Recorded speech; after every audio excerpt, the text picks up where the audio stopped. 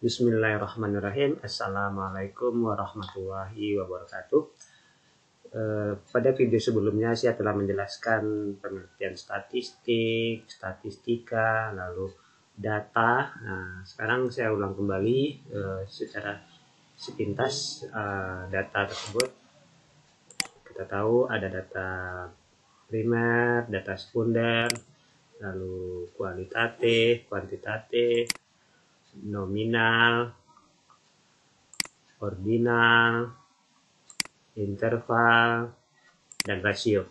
Hal ini perlu saya ulang kembali supaya kita semua memahami jenis-jenis data di dalam pengumpulan data untuk proses penelitian nanti. Pengumpulan data pada proses penelitian nanti. Tujuan akhir dari video pembelajaran ini nanti kita semua memahami bagaimana menyajikan data. Jadi untuk video kali ini saya akan menyampaikan bagaimana penyajian data. Terus pada video sebelumnya kita telah memahami jenis data. Nah sekarang kita memahami bagaimana menyajikan data-data yang kita temukan di lapangan. Mari kita saksikan video ini dari awal sampai akhir tanpa men-skip atau men-stop video ini di pertengahan jalan, karena video ini berisikan tutorial atau bagaimana menyajikan data dari tabel, diagram, dan histogram. Jadi saya berharap kita semua bisa menyaksikannya sampai akhir.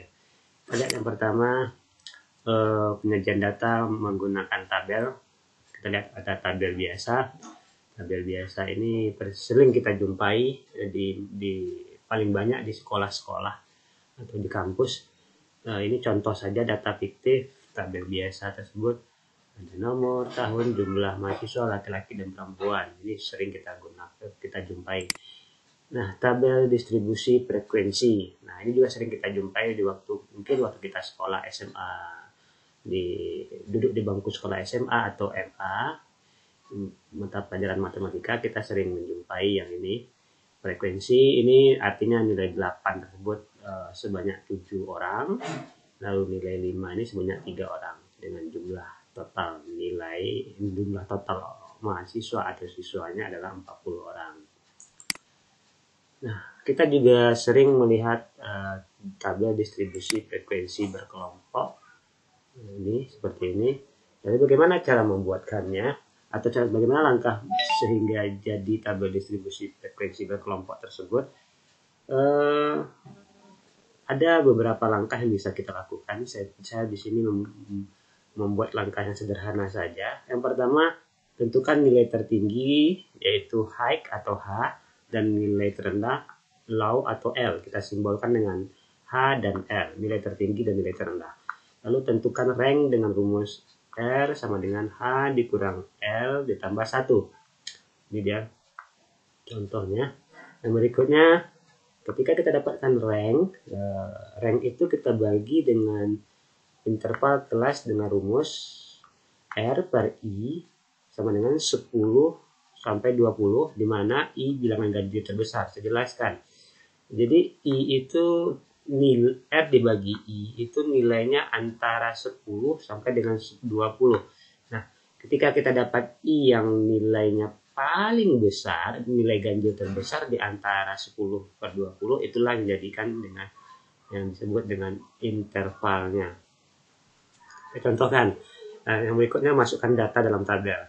Saya contohkan yang langkah ketiga ini adalah misal 20 di sini R-nya misalnya ranknya 20. 20 dibagi bilangan ganjil terbesar. 20 dibagi 1 berarti 20. Ya, masih bisa lagi dibagi. 20 dibagi 3. 20 dibagi 3, 6. Nah, apakah 6 di antara 10 dengan 20? Tidak. Nah, maka I-nya adalah 1. Itu contoh saja. Yang berikutnya, masukkan data dalam tabel. Kita lihat hasilnya dari langkah tersebut. Dari 4 langkah ini hasilnya adalah seperti ini. Kita lihat ranknya 64 ke 66 itu intervalnya dari 64 sampai ke 66 itu 5. 64, 65, 66, oh maaf 3 ya, salah.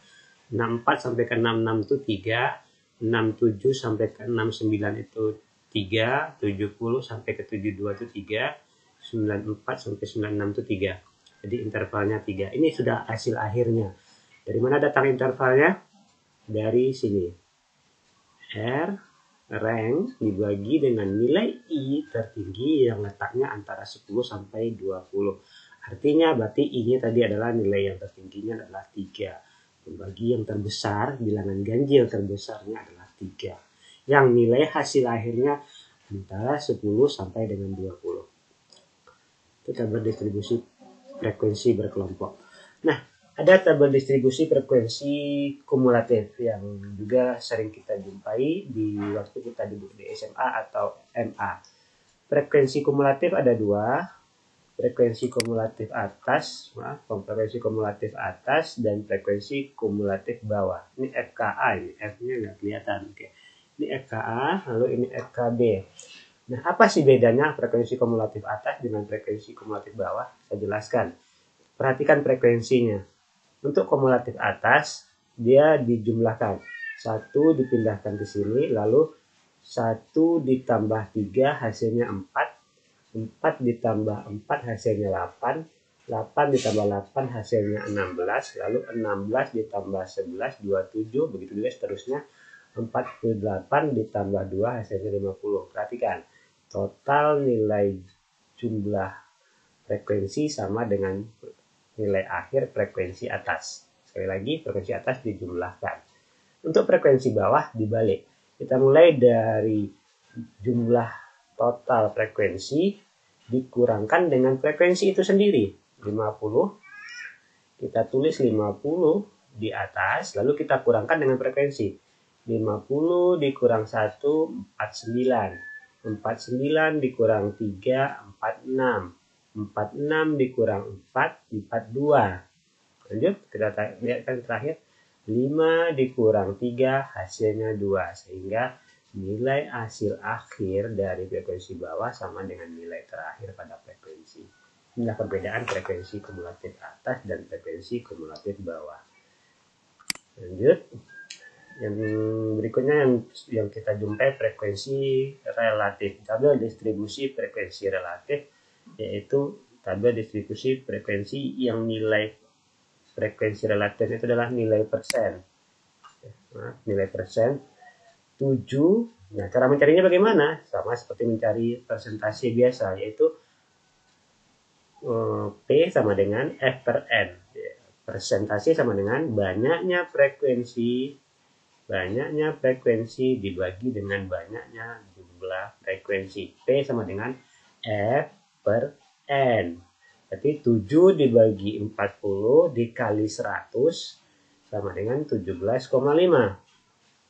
20 dibagi 40 dikali 100 sama dengan 50. 10 dibagi 40 sama dengan 25. 3 dibagi 40 sama dengan 7,5. Sehingga ketika frekuensi relatif ini dijumlahkan, hasilnya wajib 100. Jika tidak sampai 100, berarti ada yang salah. Ini frekuensi relatif, saya ulangi kembali, adalah mencari nilai persentasenya, yaitu F per N, rumusnya dikali 100. Nah, ini yang sering kita jumpai juga. Penyajian data selain tabel, kita juga bisa menyajikan data dalam bentuk grafik. Ini grafik yang saya buat di Microsoft Excel, jadi seperti ini. Ini contoh fiktif saja, yang mana ini gambaran mahasiswa 2009-2010, ini 2010-2011, lalu ini 2011-2012. Yang berikutnya, selain tabel dan grafik, kita bisa juga menyajikan data dalam bentuk diagram batang. Ini juga saya buat dalam bentuk histogram. Mana ini laki-laki dan perempuannya. Nah, ini laki-laki dari tahun 2009, 2010, 2011. Dipilah laki-lakinya, lalu perempuannya ini. Ya.